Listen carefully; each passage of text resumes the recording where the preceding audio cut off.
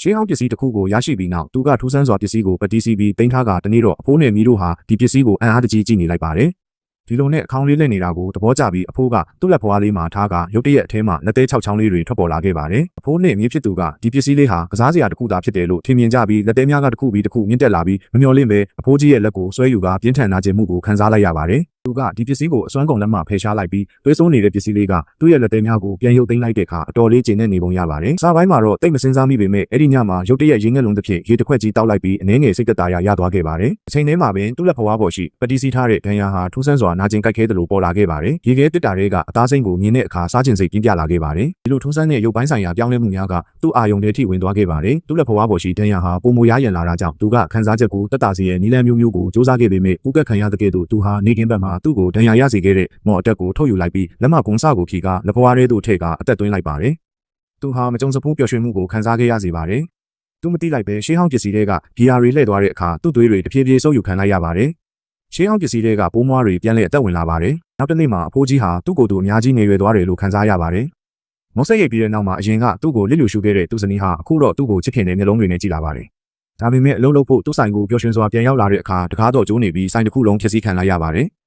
အဖိုးကြီးကစပွဲပေါ်မှာသူ့ရဲ့အမှတ်အသားခြံထားခဲ့တာကိုလည်းတွေ့လိုက်ရပါတယ်။အဖိုးတစ်ယောက်ဟာသူ့ဆိုင်ကိုရောက်လာပြီးကောင်းကင်တမန်ရုပ်တုကိုချက်ချင်းသဘောကျသွားပြီးသူ့ရဲ့ငွေတွေကိုအတော်လေးရရောစွာပေးချေခဲ့တယ်ဆိုတာသိလိုက်ရပါတယ်။ဒါပေမဲ့အဖိုးကြီးကရုပ်တုကိုထုတ်ပိုးနေချိန်သူ့ရဲ့ရှေးဟောင်းပစ္စည်းကိုဖုံးကွယ်ထားခဲ့ပေမဲ့ရုပ်တုတွေနဲ့ထားရှိခဲ့တာကြောင့်အဲ့ဒီရှေးဟောင်းပစ္စည်းကိုတွေ့ရှိခဲ့ပါတယ်။ဒီရှေးဟောင်းပစ္စည်းကိုတစ်ဖက်လူကရှာဖွေပြီးတွေ့သွားလို့ရှိရင်အဆက်ကွဲမှာကိုစိုးရိမ်ပြီးအဖိုးကြီးကရှေးဟောင်းပစ္စည်းရဲ့အရင်ကပေးထားခဲ့တဲ့လိပ်စာကြည့်ပြီးရှာဖွေဖို့ကြိုးစားခဲ့ပါတယ်။ဒီလိုနဲ့သူ့ကိုတွေ့ဆုံခဲ့သူဟာလည်းအဖိုးကြီးတစ်ယောက်ဖြစ်ပါတယ်။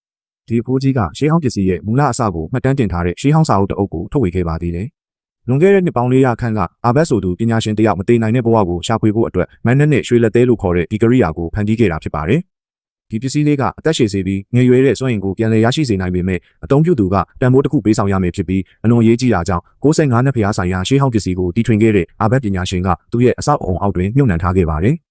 ဒီလိုနဲ့သူ့ရဲ့ရင်ဘတ်ကိုချွန်းထက်တဲ့လက်နက်ဖြင့်ထိုးဖောက်ထားပြီးသူ့ရဲ့အရေးပြားတွေကထူးဆန်းတဲ့ပုံစံများနဲ့ပြသထားပါတယ်။အချိန်ထဲမှာအဖိုးကြီးကကျေးဇူးတင်ကြောင်းပြောပြီးဒီရှေးဟောင်းပစ္စည်းကိုအဖိုးခမပေးပဲလူယူဖို့စူးစမ်းနေချိန်အဆောင်တစ်ယောက်ကိုချက်ချင်းခေါ်ပြီးအဖိုးကြီးကိုမောင်းထုတ်ခဲ့ပါတယ်။ထွက်သွားပြီးနောက်တစ်တာထဲမှာဒေါခလောက်တစ်ခုပဲရှိတာကိုတွေ့ရှိခဲ့ပါတယ်။အဖိုးကြီးအိမ်ပြန်ရောက်တော့အဲ့ဒီရှေးဟောင်းပစ္စည်းလေးဆွဲမှတ်နေပြီးလိုက်ရှာတဲ့အခါပစ္စည်းလေးပျောက်သွားတာကိုတွေ့လိုက်ရပြန်ပါတယ်။သူနဲ့သူ့ညီမလေးနှစ်ယောက်ပဲအဲ့ဒီရှေးဟောင်းပစ္စည်းကိုမြင်ဖူးခဲ့တဲ့သူလည်းဖြစ်ပါတယ်။သူ့ညီမလေးကမတော်တဆထိမိသွားမှာကိုစိုးရိမ်ပြီးအဖိုးကြီးကသူ့ကိုမသိနိုင်တဲ့အသက်ကိုပေးဆွဲနိုင်တဲ့ရှေးဟောင်းပစ္စည်းပျောက်ဆုံးသွားမှာကိုလည်းစိုးရိမ်နေခဲ့ပါတယ်။ကံကောင်းထောက်မစွာပဲသူ့ညီမလေးကကိုတောင်ထဲကနေထွက်ပါပြီးအဖိုးကိုပြန်ပေးခဲ့ပါတယ်။ဒီလိုနဲ့အဖိုးကစိတ်သက်သာရခဲ့ပါတယ်။ဒါပေမဲ့ညီမလေးကဘာမှမသိရှာပါဘူး။အသက်ကြီးပိုင်းအဖိုးကြီးတယောက်အနေနဲ့မသိနိုင်တဲ့အသက်ကိုရရှိစေမှုနဲ့ထာဝရနှုတ်ပြိုစေနိုင်တဲ့ဒီရှေးဟောင်းပစ္စည်းလေးရဲ့ဇွဲဆောင်မှုကကြီးမားလုံးပါတယ်။ရှေးဟောင်းပစ္စည်းတွေကဂီယာတွေလှည့်သွားတဲ့အခါအထဲကပိုးမွားတွေကသူ့သွေးကိုဖြည်းဖြည်းချင်းဆုပ်ယူနေပေမဲ့အဖိုးကြီးကကျဉ်းတဲ့အရာတာကိုခံစားရစေပါတယ်။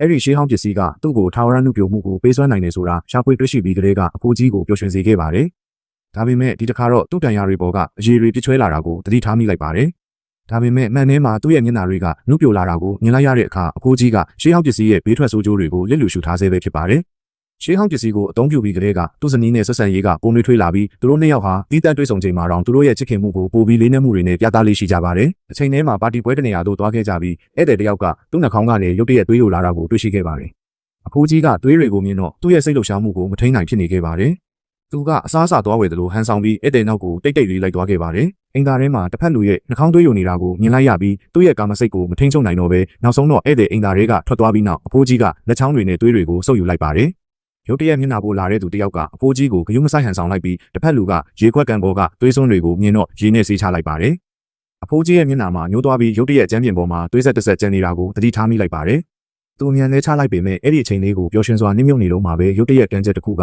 သူ့ကိုမေ့မျောသွားစေခဲ့ပါတယ်။ပြီးတော့သူ့ကိုအင်္ဂါထဲကနေခေါ်ထုတ်သွားခဲ့ပါတယ်။သူနိုးလာတဲ့အခါသူ့ဘေးမှာလူတစ်ယောက်ကထိုင်ဆောင်နေခဲ့တာကိုတွေ့ရှိခဲ့တယ်။အဲ့ဒီလူရဲ့ဦးလေးကမော်ပစ္စည်းရဲ့နေရာကိုရှာနေတယ်ဆိုတာသိလိုက်ရပါတယ်။အရက်မူပြီးမောင်းနေနေတဲ့တစ်ဖက်လူရဲ့အတုအယောင်ဇလန်းကိုအသုံးပြုခဲ့ပါတယ်။အဖိုးကြီးဟာ6ကန်းပါးပေါ်ကနေပြုတ်ကျပြီးတေဆုံးသွားပြီဆိုတာကိုဦးလေးသိလိုက်ရတဲ့အခါဒေါသထွက်ပြီးသူ့တူကိုတစ်ဖက်လူရဲ့စိတ်ပိုင်းဆိုင်ရာနည်းစနစ်တွေကိုစစ်ဆေးပြီးပြီလားလို့အကြိမ်ကြိမ်မိခဲ့ပါတယ်။မော်ပညာပစ္စည်းတစ်ခုကိုအသုံးပြုခဲ့တဲ့သူတိုင်းဟာနှလုံးတန်ရာရမှတခြားနည်းလမ်းနဲ့အသက်မရှင်နိုင်ဘူးဆိုတာသိလိုက်ရပါတယ်။ဒါပေမဲ့အသက်ရှင်သေးတဲ့အဖိုးကြီးကိုဇာပနအင်စီခေါ်ဆောင်သွားခဲ့ပါတယ်။ဆေးဘက်ဆိုင်ရာပစ္စည်းတွေပြင်ဆင်နေတဲ့ဝန်ထမ်းတွေကအဖိုးကြီးရဲ့ဒဏ်ရာတွေကိုချုပ်ပြီး PK တစ်ချက်ကပ်ပေးခဲ့ပါတယ်။အားလုံးပြီးသွားတဲ့အခါအဖိုးကြီးရဲ့မိသားစုကဇာပနအခမ်းအနားတစ်ခုကျင်းပခဲ့ပါတယ်။ ဘသူမှမကြည့်တဲ့အချိန်ကိုအခွင့်ကောင်းယူပြီးအဖိုးကြီးကဟန်ဆောင်ဖိုးကြီးရဲ့နှာခေါင်းကိုညှစ်လိုက်ပါတယ်